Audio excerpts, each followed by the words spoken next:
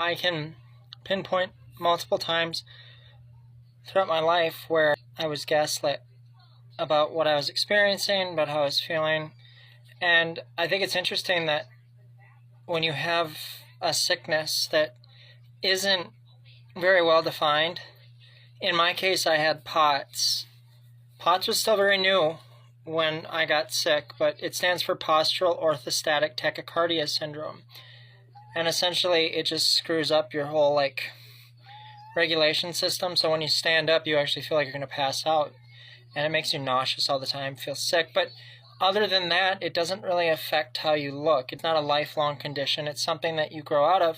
I remember many times people assumed that I was just faking or that I was milking it to try to get my own way, when in reality it was,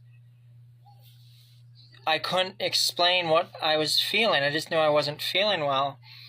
And because I didn't have any diagnosis or anything to back it up until later on, it was just assumed that I was depressed, which I'm sure I was. It was after my dad passed away, so yeah, I was depressed. But I remember just constantly trying to say I don't feel well, and people saying, no, it's just in your head.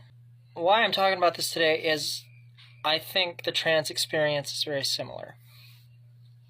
People can't see it on you. They can't see that you're different.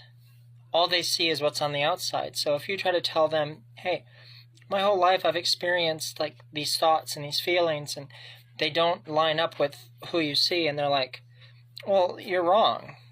That's not possible, or you're mistaken. And people so often try to tell you you're not dealing with it because they're not dealing with it, or because they don't understand it. Suddenly it doesn't exist. And that's just not the way things work. There's a lot of juxtaposition there between an unseen illness and dysphoria, and how you're treated the same way for both of them. And I think a lot of us can relate that we've been treated that way throughout our lives. Let me know if your experiences have been any different.